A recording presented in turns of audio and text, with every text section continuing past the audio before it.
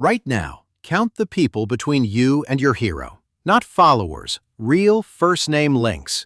A teacher, a cousin, a teammate abroad.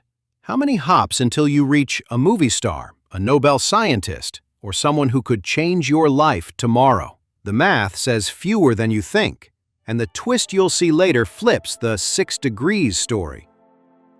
Our lives are clusters. Your friends know each other, live near you, speak your language. Clusters feel like islands, so why does the world behave like a small world? Picture a ring of people where each knows just their nearest 100. To reach the far side, you'd crawl millions of steps. But add a few shortcuts: a cousin in another country, a coworker who moved to a global firm. An average distance collapses. You keep your cozy cluster, yet the world becomes navigable. So, how few shortcuts are enough to shrink a huge world? Keep watching. First reveal next. 2 levers make worlds small: clustering, tight local circles, and shortcuts, long-range bridges. With 0 bridges, you're stranded. With a sprinkle, often well under 1% of links, average path length plummets. You don't need hundreds of new friends, you need a handful who are elsewhere. There's another force: preferential attachment. As networks grow, newcomers connect where action already is, creating hubs, major airports, popular websites, community leaders. Hubs/steps even more. Great for travel and knowledge, but when a hub fails, ripples spread fast. For example, a storm at a hub airport disrupts an entire continent. A central enzyme in a cell governs hundreds of reactions. A viral account can ignite trends or amplify harm. So, speed is awesome until it isn't. Now see how small world speed helps and hurts. In a clustered village, a rumor crawls. Add bridges and it sprints. The same logic drives memes, markets, and microbes. Small world structure means fast diffusion, amazing for life-saving information, dangerous for contagious threats. Hubs are double-edged. They accelerate good and bad. Strategically, they're leverage. Vaccinate or fact-check at hubs and you slow the whole network. Seed pro-social norms at hubs and you accelerate the cure. So, if tiny actions can scale, what's the smallest move that meaningfully changes your outcomes? We'll make it practical next. Counterintuitive, but proven. Weak ties, acquaintances not best friends, often deliver the biggest opportunities. Your close circle tends to know what you know. Weak ties live in different clusters, holding the shortcuts you lack.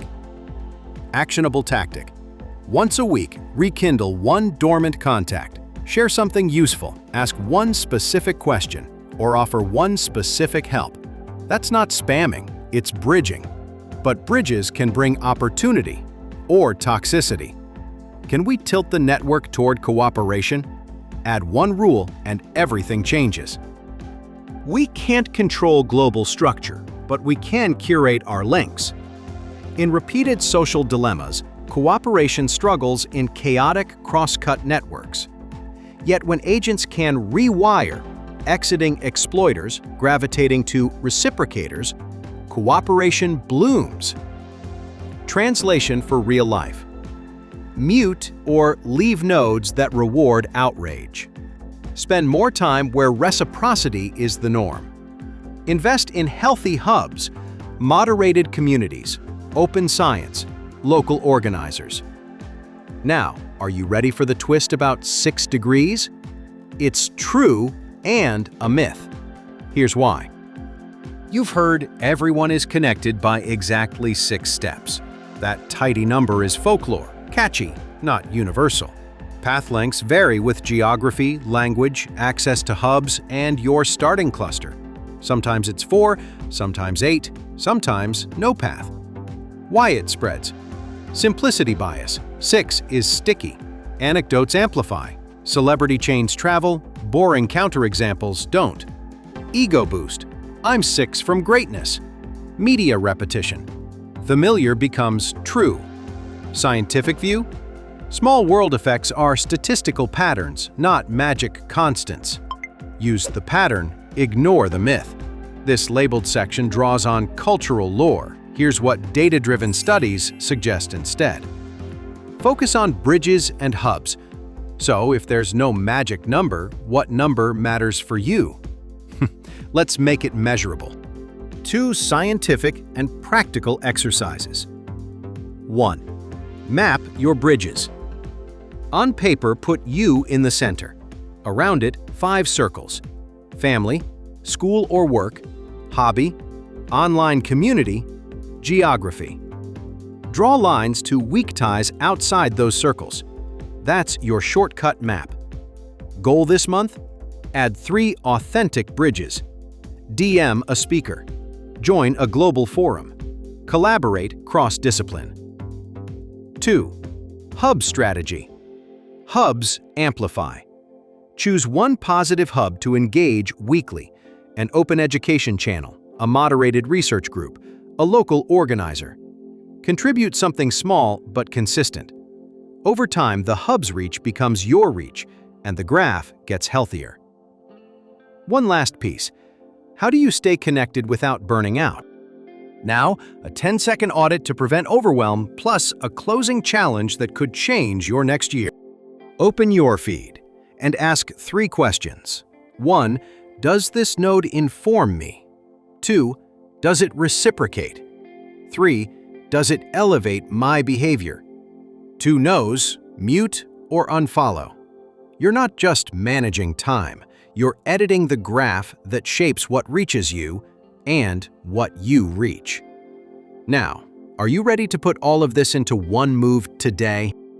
The world is small not because everyone knows everyone, but because a few bridges and hubs stitch distant clusters into a living fabric. That structure spreads help and harm at speed. Your defense and your advantage are the same. Curate links, nurture weak ties, invest in healthy hubs. Now, do one thing today. Message a dormant contact with a genuine offer. That single bridge could shorten every path you'll need this year. And answer these questions. 1. Who's a weak tie you'll reconnect with this week, and why? 2. What's one toxic node you'll mute or leave to improve your graph? 3. Name a positive hub that deserves more attention. Let's build a list.